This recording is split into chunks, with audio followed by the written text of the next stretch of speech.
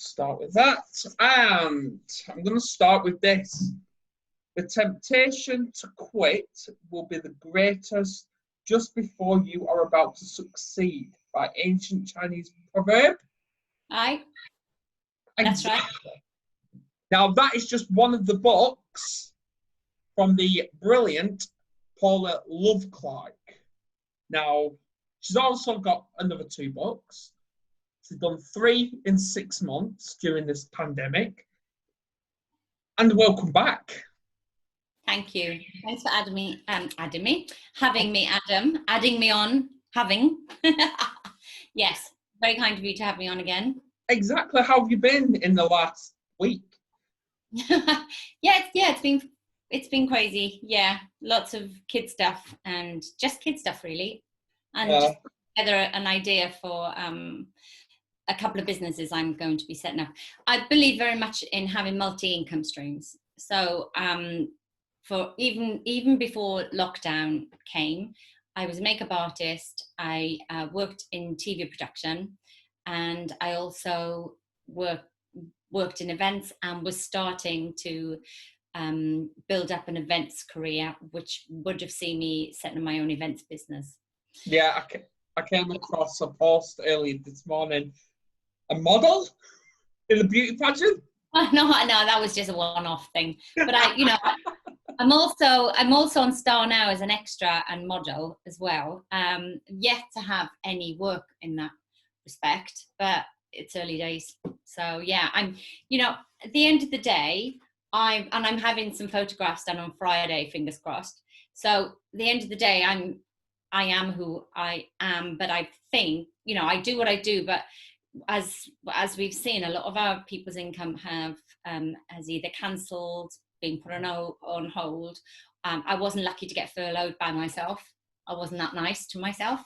So, and also I didn't get any help from the government, because I was building my makeup business for the last 2 years. I've been building my makeup business. So I wasn't, by the time I'd had all my expenses, plus I'd had a trip to Cannes, trip to Alicante for work. And so I actually wasn't in a position where I was paying any tax, even though I was a company director before all this, but it's just one of those things. So my head is very much multi-income streams. Brilliant. But either way, I'm about to say a couple of things. Oh yeah, about the government. Terrible, but expected. But obviously that's for another conversation. Another day. We're here today. Yeah. Well, if I had any alcohol, I'd probably join you. I don't know. It's peppermint tea, I promise. I can't see, but it's peppermint tea. Yeah, I was thinking of having a gin tonight, but I don't know. But anyway. So 3 books. That's what we did tonight. Obviously, the first one is The 7 Traits for Highly Successful. No, the first one was That's the first one. There you go. The first one was my poetry book. So it was a collection of poems I'd been writing since last summer. Yeah. I just started writing them because I was watching my girls, go about their daily business. And one day I just said to my daughter, I said, I've just written you, she was with her friend. I said, I've just written you a poem about you. And it was just this poem I wrote, and they loved it. And I thought, oh, well, they like it. And I just carried on and I just kept building. And I think by January I had something like 80 poems. And then when I'd made the conscious decision that I was going to put it all into a book, I think it was probably about February I decided, but then I kind of put it off because I was busy. I had loads of work coming up. And then so when lockdown came, I just added another 20 poems, I think 30 poems I added to it. And then I found a publisher. And so I had that went in April, 1st of May, this book was published. Then during lockdown, I started writing that one. Well, I'd already written 20,000 words back last September when I didn't have any work for 6 weeks, because that's freelance work for you, right? So I mean, you flat out for weeks on end, and then the next thing you haven't got anything for like 4 or 5 weeks. So during that time, the kids had gone back to school, and I put 20,000 words down on a book. So when the poetry book was off with the publisher, what I did was I picked up my pen and I picked up this book. Because, you know, I had no work, I was at home, I only had one of my 3 children with me at the time. And so she needed a bit of restoration. So the older ones, their dad kept the other 2. So I had all this time, and she was a teenager. She didn't get up out of bed till 1, 3 o'clock in the afternoon sometimes. So I'm an early riser. I'm up at 6:30, 7. So I did my meditation, did some exercise, went for a walk in the morning, and then I spent 5 hours a day writing this. So then come when the 1st of May came and they said your book is now published, I said, oh, will you have a look at this? I've just written a book.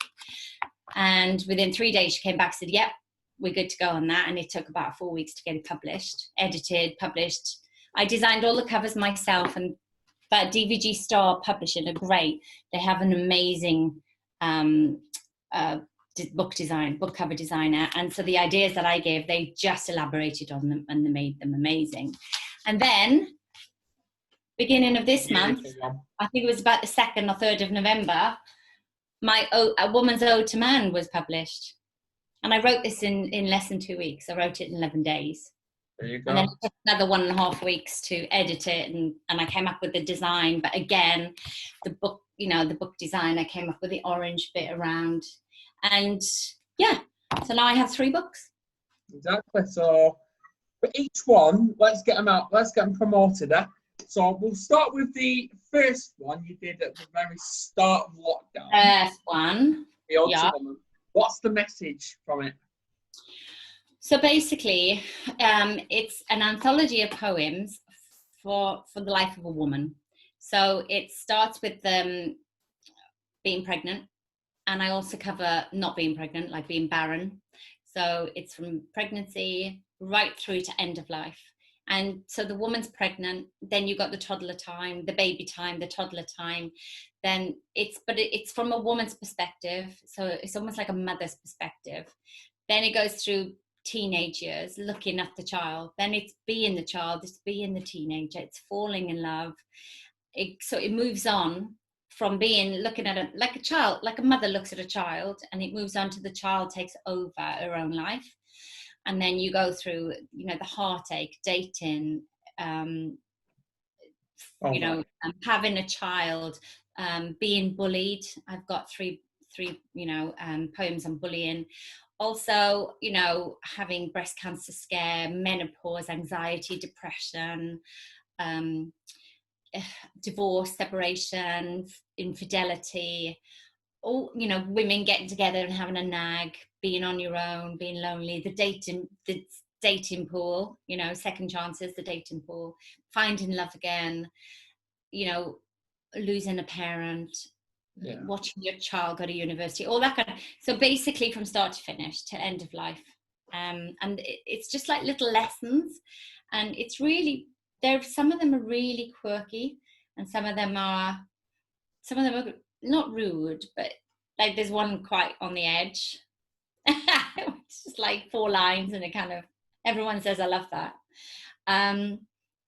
There's some that are very poignant, some that make you cry, and some that make you laugh.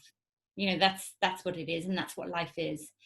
Life is a mixture of poignancy, heartbreak, laughter, fun, quirkiness. And it's got, life has many levels, and that's what this little book is.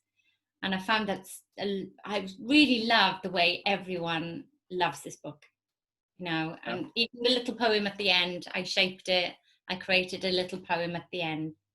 And it says, they say a woman is like a flower, a seed that grows from out of mother, nurtured and cared for by mother's earth, growing further from point of birth until it flowers for all to see. Then attracts a beautiful buzzy bee. In that bee her seed she trusts, and the flower she lives from seed to dust. I made that myself, and little shape. So yeah, I cut my teeth in writing on that one. Beautiful, beautiful. Obviously, that's not like up my street, but yeah, that's for another day. Then obviously we go on to that one, which you said you were going to get amended. Yeah, well, no, it's not that I'm going to get amended. So I wrote this book as a self-help book for anyone stuck, lost in what I call Stuckville. It's a place where you're there and you don't know how to get out, right?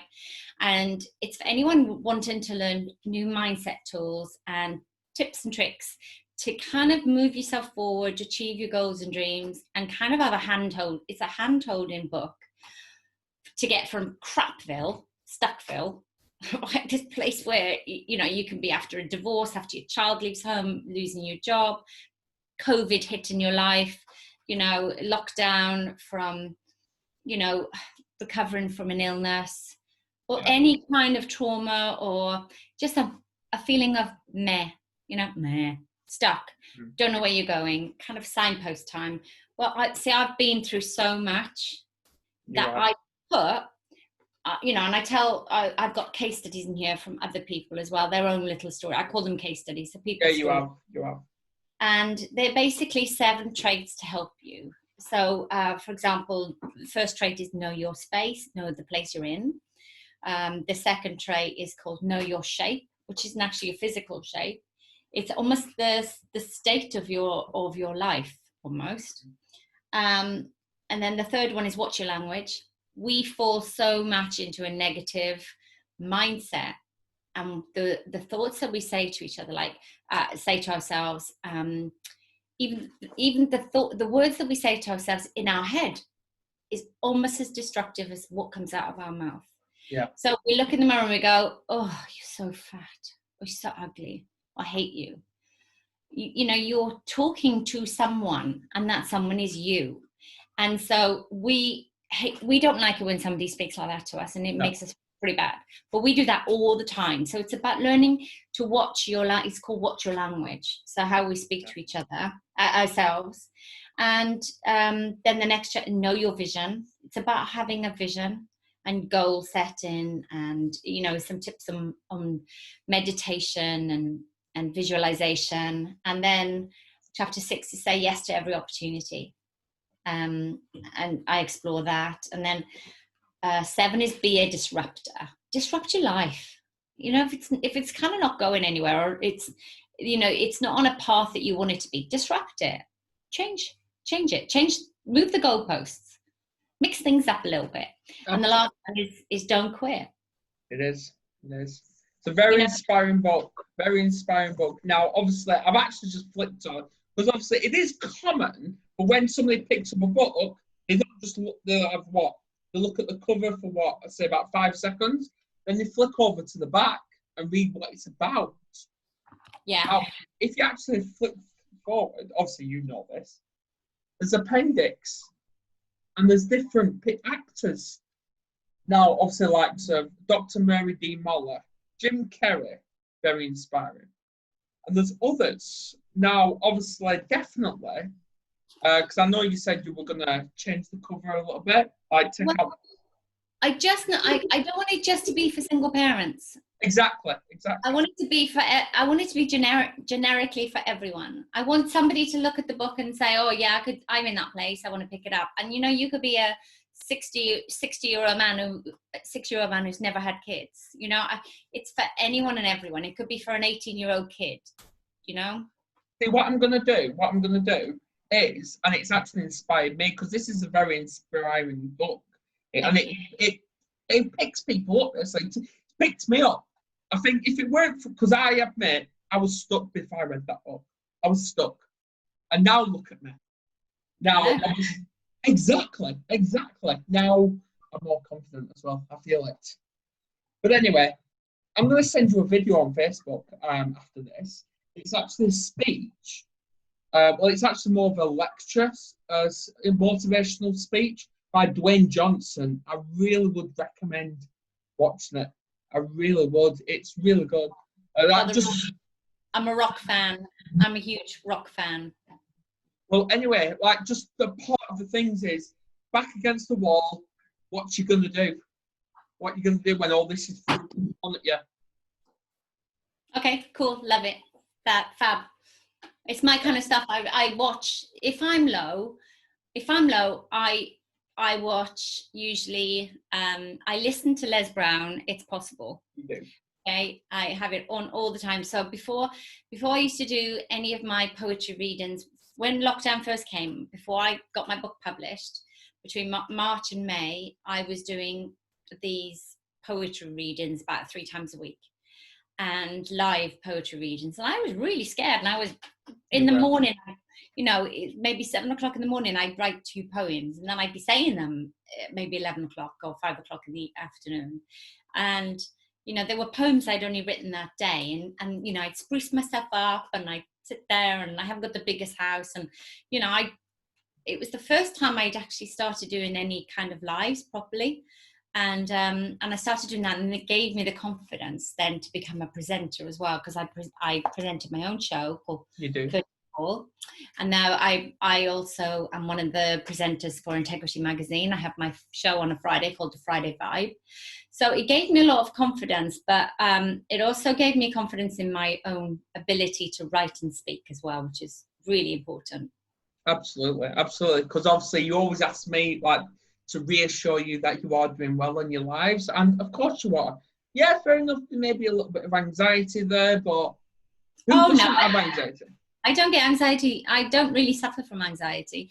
No, my issues are my phone is about 3 years old, and it doesn't have good sound quality.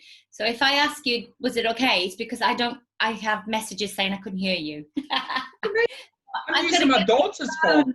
I'm using my daughter's phone. Yeah, but it's no good having a message if nobody can hear you. That's the problem, because the message gets lost. But it'll all sort itself out. I know it's going to sort itself out, so it's fine. Exactly. The thing is, don't quit. Don't quit. Now, that's the main message. Don't quit. Now, obviously, with the 3rd book, yes, the Ode to Man, a woman Ode to Man, and it's poems from a woman's perspective. So, and you can see I've got a quirky little poem I did at the back in the shape of a man. So basically, the idea behind this was, it came to me, and then somebody just said, just having a conversation, said, why don't you do an ode to man? You've done an ode to woman, an ode to man. And I said, I thought about doing that about 6 weeks ago, and like life took over. I was working in production and I didn't get around. Anyway, I got the bag, and then together he and I were knocking out we did about 70 themes. And then I've got 3 other friends, a guy who's 83, my friend who's just turned 50, I think he's nearly 50, and he's in Alabama and in the US, and another friend, John, who's 71 or 2 or something. And all these ideas they were kicking them around, and I ended up with 105 poems. And I did that in 11 days. I mean, I was writing up to between 5 and 25 poems a day. It was exhausting. Kids had gone back to school, and basically I was learning I'm teaching myself to be a scriptwriter, and this just took over. Everything else went out the window. I don't think I even cleaned for about a week. I was too busy doing the poem. I just had this fire to finish this book, so I did. I'm already feeling that you've got the fire to do a 4th book. Is that on the agenda? Well, I'm going to rejig this one first. Teach myself to scriptwrite, because I've got a great script. Absolutely fantastic idea. I've got 3 half-written novels as well, which I've been doing over the last 10 years. But that's a 2021 project. There are probably about another 3 or 4 poetry books for next year. Brilliant. Yeah, but I'm not in a rush to do them, actually. I don't feel I need to. I mean, 3 books in 6 months is pretty amazing. And I also paint and I present. And obviously I'm a single parent with 3 kids. And now a puppy. So, I'm busy anyway, as it is. Still phenomenal, though. Still phenomenal. We need more people like you. We do. Absolutely. Absolutely. Now, obviously, I'm going to say this. Why do you think people should buy it? Any of the books? Oh, well, the poetry books are, I must say, they make me laugh, and I'm the writer. So if they make me laugh, they'll make other people laugh. And I don't know anyone who doesn't like them or who's bought them. So they're really funny. They're very quirky. And, you could buy them as a set. They look nice on a shelf. Come on. They look really... Since you've got them 2, I'm going to add that one as well. Come on. I mean, they're attractive looking books, right? And that's the thing. I had a vision beginning of last year. So I think it was about February, March 2019, where I walked into this house because my main goal is to buy a house for myself and the children, right? And I know it's a white house. So it's a beautiful white detached house. I've seen it, right? In my mind so many times. And any one particular vision that I had, because I meditate a lot and then I have these, visions. I believe in very much in visualization, which I've written about in this book. But it took me to the living room, and on the walls were my paintings of angels. Now, I weren't painting angels at this time, right? So painting angels to me was, I've done some cards at Christmas previously, some little greeting cards, and some of them were angels. But I weren't actually painting angels, like big paintings. So I was looking, and on the walls were 3 paintings, okay? One of them was called, a smaller one, about that big, called The Revolution. And that was on the right-hand side of the wall. And on above, it sounds really weird, but there were 2 big paintings facing each other. And they were big angel paintings, really big. And I haven't painted those paintings yet. But on another time, I was taken into this living room, and on the bookshelf were 4 or 5, because I can't remember, 4 or 5 of my books that I had written. And bearing in mind, I hadn't even started writing. I wanted to write because I've been writing these novels by myself for years, but I saw my books on a shelf. So when I decided during lockdown that I was going to publish my books, I wanted them to look attractive. I wanted them to not just be interesting inside, not just the contents to be interesting, but I wanted the external to be interesting too. So I think all my books are interesting to look at. Of course, yeah. And so I can see a series of books. I see it. I visualize it. I tell people to visualize where they want to be. I mean, I also visualized a dog in this house, and I've now got a puppy. I've now got a Labrador puppy, and I had no anticipation of getting a puppy anytime this year until August. So there you go. Yeah. There you go. Now, obviously, I don't know what to say because they're all just phenomenal, these books. They really are. I cannot recommend them enough. Obviously, I've only got the 1 out of 3, so shame on me. But time. I know, but seriously though, people need to buy them. They're stupid for not buying them. No, they're not. Life's pretty crazy at the moment. My books are always going to be there, right? But life is pretty crazy at the moment, and a lot of people have lost their income, and the last thing they want to do is think about supporting someone else, right? I get that, but they are really good presents. So if you're looking for a quirky present, put under the tree, right? I can even do signed copies. I can make it even more special. If you get in touch with me, I can do signed copies. I've got some here actually, because I was going to do some book signings, but then we had signed copies. So yeah, signed copies. It's no more expensive than if you bought it on Amazon. So yeah, you can always get in touch with me or get in touch with Adam if you want me to get you a signed copy as a present to someone. Exactly.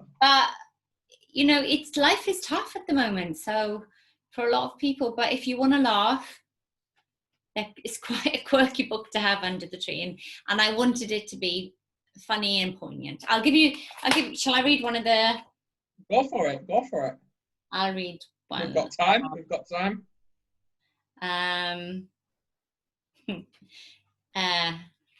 No, I better not read that. I got to be careful. Some of them are really rude. I read Hairy Orifices. Go for it. When a man gets to a certain age, when age does start to show, he accumulates the weirdest fluff in places you'd never go.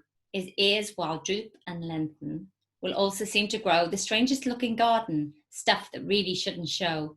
And then out of his nostrils sprout a swamp of nasty things, attaching onto hairy ropes and hang out like darkened strings. I think I saw his nipples once, and now I need a shrink. The curly hairs that sprouted forth really made me blink. And then there are his toes. Oh my, I must declare that I think I know where his head hair fell. It seems they landed there. Quirky, quirky. Exactly. All kinds of naughty stuff, and just like instructions, short man syndrome, directions, you got to win, how men always have to win, nails in the sink, men in the kitchen, you know, hands down their pants, bargain bucket bob, you know, dad issues, midlife crisis, you know, all that kind of stuff. Exactly. Men's stuff. There's even statements from the brilliant Philip Chan in this book as well. So there you go. There you go. So, on the back, I just want to say on the back, I've got a recommendation on the back of this book. I've got a recommendation from Dr. Arthur Cassidy, who's he's actually a TV psychologist. So they call him in. He's always on TV, you know, and he helps with suicide prevention. He works with Yellow Ribbon Charity, and he gave me an absolutely wonderful endorsement on the back there.